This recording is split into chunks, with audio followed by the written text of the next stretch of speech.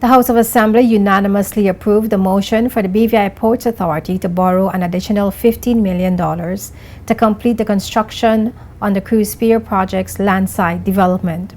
Premier and Finance Minister Dr. Orlando Smith, in presenting the motion, explained that the project cost for the Cruise Pier project was $51 million, $30 million for the pier and marine works, and $21 million for the landside development. Works on the Cruise Pier expansion began in 2014 with a $35 million loan from First Caribbean Bank, and the BVI Ports Authority had expected to raise $16.5 million through local investment to complete the landside development.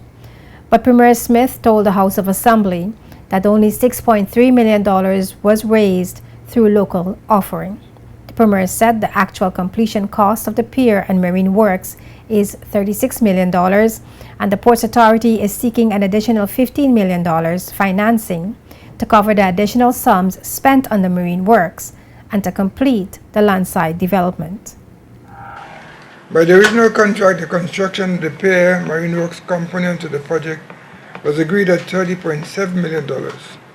However, inclusive of ancillary costs for legal fees, consultants, and insurance of $2.5 million and agreed variations of $2.7 million, the actual completion cost of the pier marine component is $36 million. The BVI Ports Authority only raised $6.3 million through equity against an anticipated $16.5 million.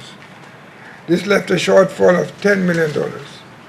Given the shortfall and additional sums that BVI Ports Authority required to expend to complete the marine components, the BVI Ports Authority must obtain debt financing to secure the remaining capital required to complete the project embarked upon.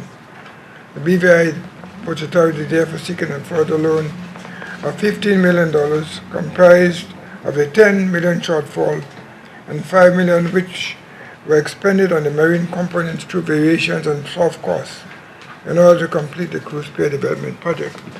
The BVI Ports Authority will secure the $15 million from First Caribbean International Bank, Cayman Limited. In explaining some of the factors that led to additional costs for the construction of the Cruise Pier, Minister for Communication and Works Mark Vanterpool said these types of projects usually have overruns. Any project of this size will have additional overruns and additional things that we didn't envisage that we wanted to put in. I know there was a part, $2.5 million roughly or so, for some new bollards that the new big ships,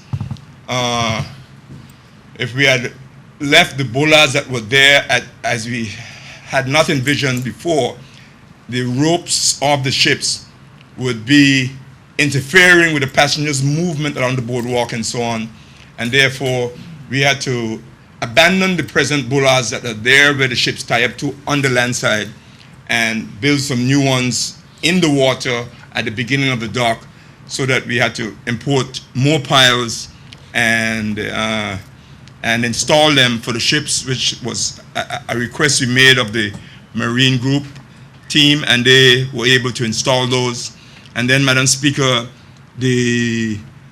because of the size ships, the international safety people suggested that the dolphins that were out on the far end were not sufficient and needed to be stronger and in a better cluster.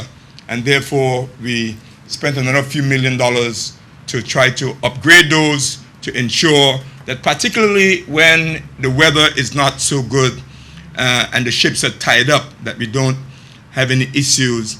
And therefore, for safety reasons, we added those to the project, along with some other little bits and pieces on the land side that we encountered while we were building. Minister Vanterpool said the Cruise Pier project would be completed by December this year, when the landside Tortola Pier Park is scheduled to be officially opened.